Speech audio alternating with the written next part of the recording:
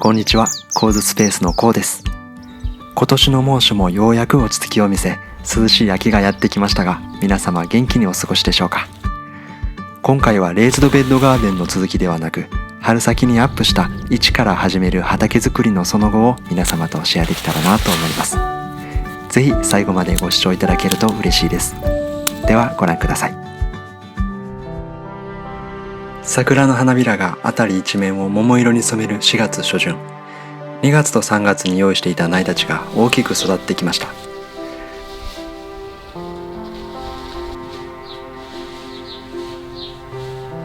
夏野菜の成長はまだ遅いですが、春野菜から早速植え付けをしていきます。初年度で畑の知力もまだわからないことだらけですが、まず思いつく限りの種類の野菜を育ててみて、その土地の風土や自分に合ったスタイルを探っていけたらなと思います。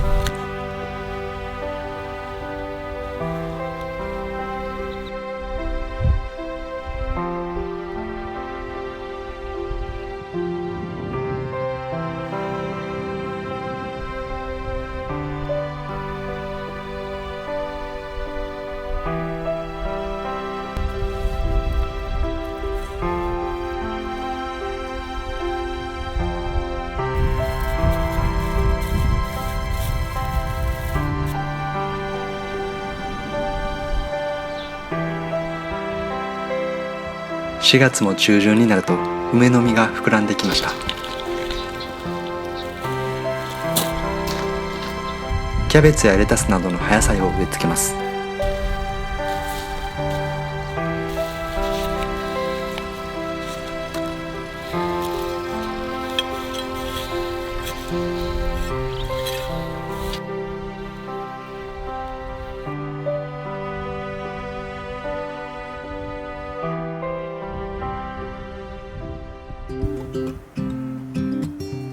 植え付け初期の苗は水枯れを起こしやすいので、様子を見て水やりをします。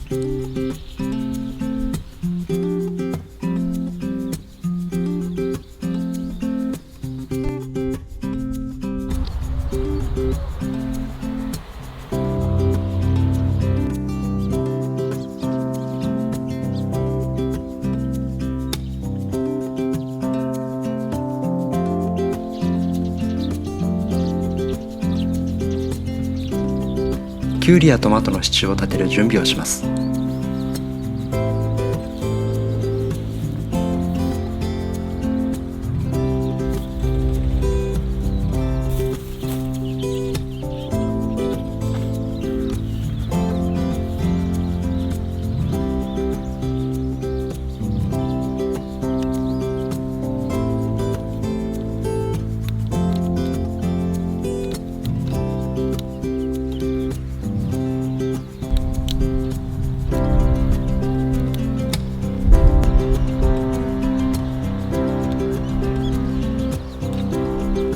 前後左右に三角形の面を作ると強度が飛躍的に増します。支柱同士が触れ合う部分はしっかり結んで固定します。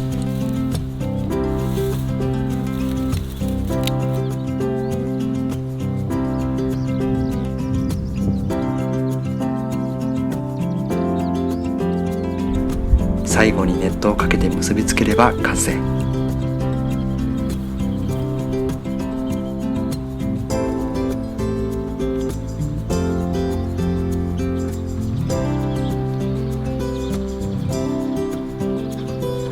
支柱が完成したので早速植え付けをしていきます。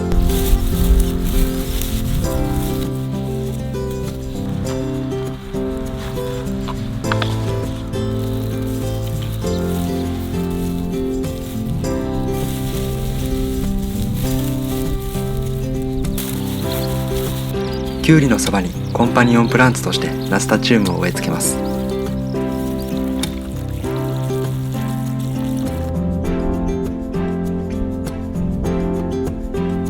まだ少し早いですが、ズッキーニも植え付けます。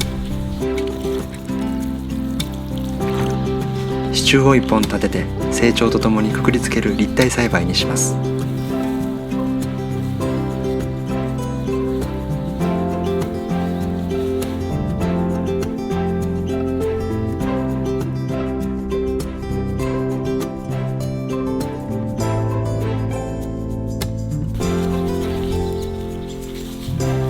刈り取った草をマルチとして利用します。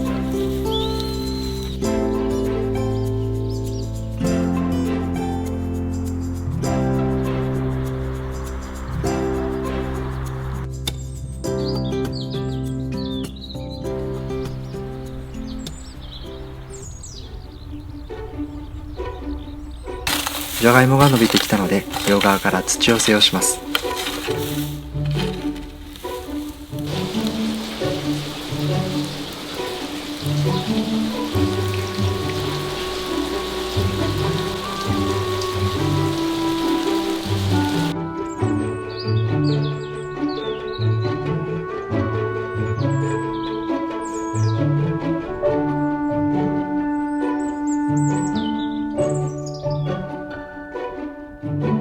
小松菜を収穫します。露地栽培で光をたくさん浴びた小松菜は丈夫に硬く育ちます。その食感を利用して塩で揉んだ後、浅漬けにするととても美味しいです。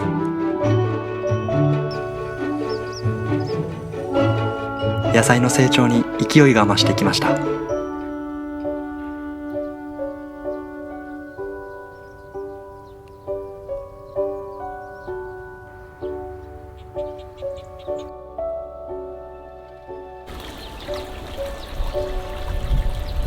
夜や朝方は気温が下がるので、霜よけとしてズッキーニをビニール袋で囲いました。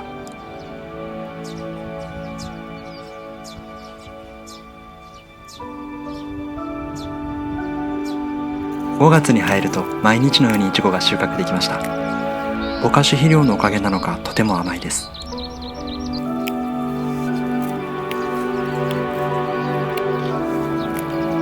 そのまま食べたりジャムにしたりケーキにして楽しみました。夏野菜が大きくなってきました。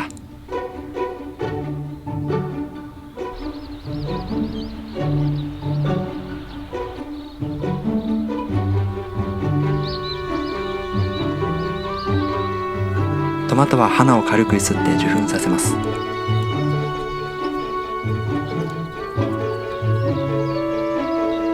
葉野菜が大きくなったので収穫します。ロメインレタスもかなり大きくなってきました。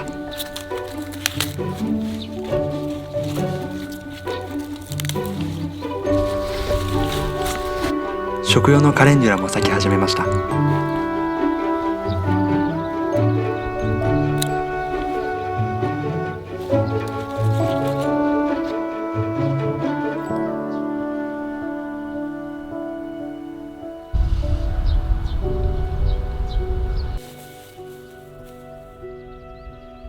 大根は春先の寒さのせいか肥大せずにたくさん花を咲かせました。せっかくなので種取り用に育てます。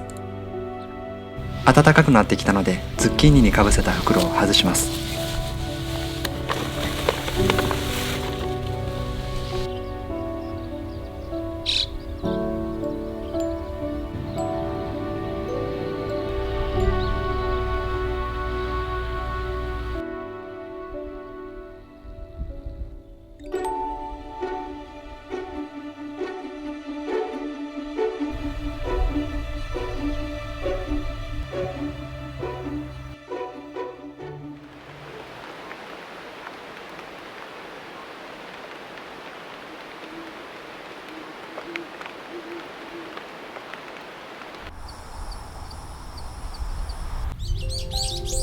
朝、ズッキーニの花が閉じる前に受粉作業をします。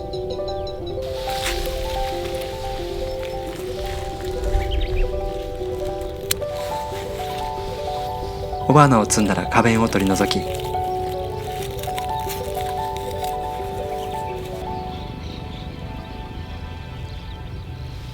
雌花の雌しべに花粉をしっかりまぶしつけます。ようやく夏野菜の植え付けです。ナスやピーマン用に支柱を立ててから植え付けます。まずはナスから。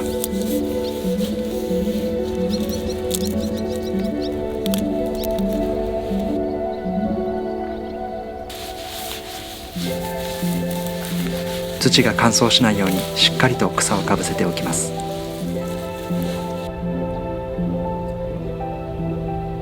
次はピーマン。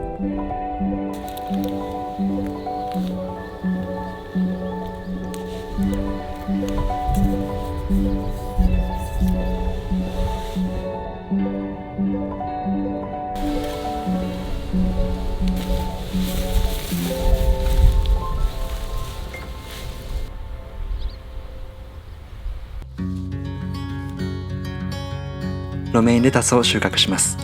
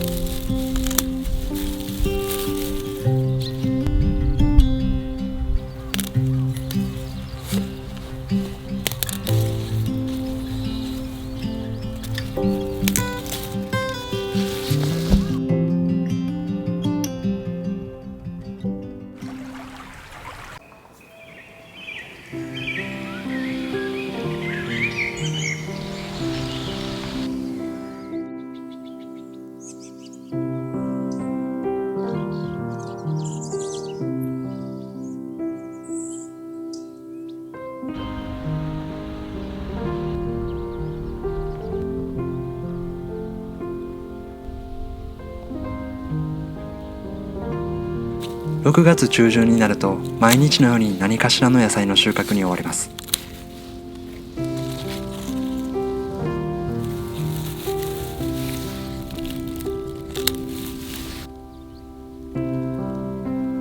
山クラゲも立派に成長しました。茎を裂いて乾燥させてから水で戻すとコリッとした食感でとても美味しい野菜です。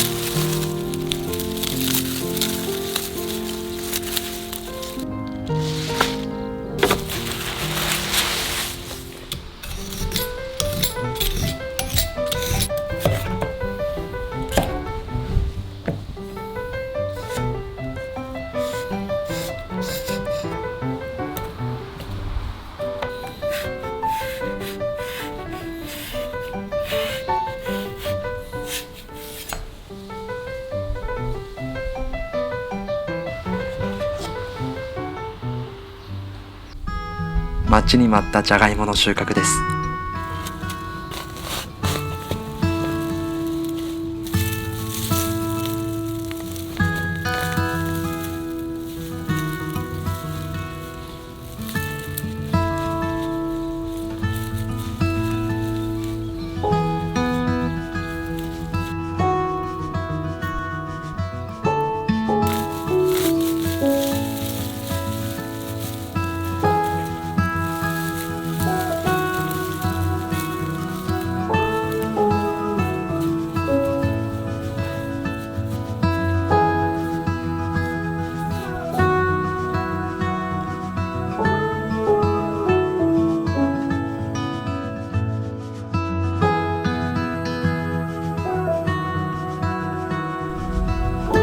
たくさん収穫できました。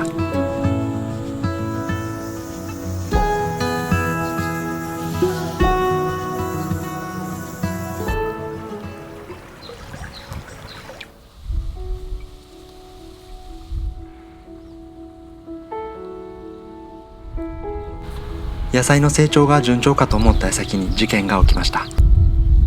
モグラの大量発生です。広範囲に土をボコボコに掘り返され、多くの野菜が枯れてしまいました。しかしながらモグラさんも必死で生きています。掘り返されたところはそのままにしておき、まだ無事な場所には申し訳ないのですが、近づかないようにモグラよけの装置をペットボトルで作りました。カタカタ歯車の音が地中に伝わり、近くに寄ってこないようです。ごめんよモグラさん。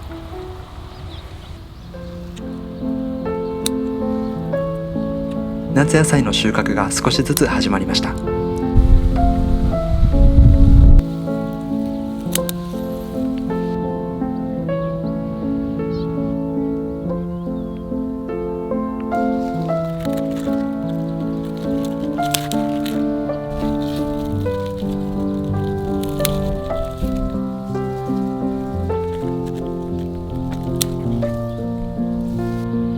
取れたてのきゅうりがこんなに美味しいなんて初めて知りました。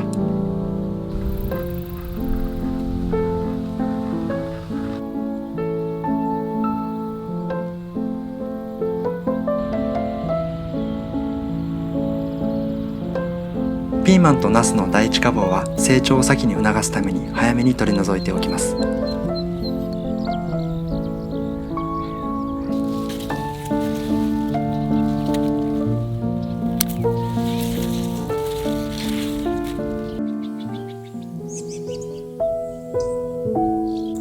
機械に頼らず一から畑を手作業で作る工程は正直骨が折れました。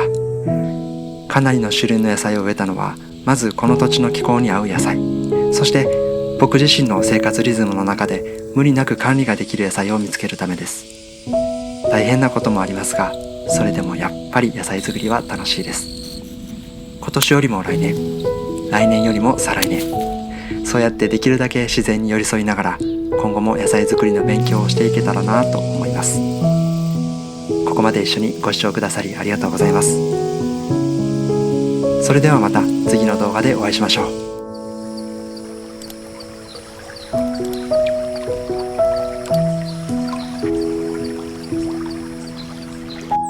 I hope you liked this video, and if you liked it, please thumbs up and subscribe my channel. And I always love your comments. Thank you so much for watching, and I'll see you in the next one.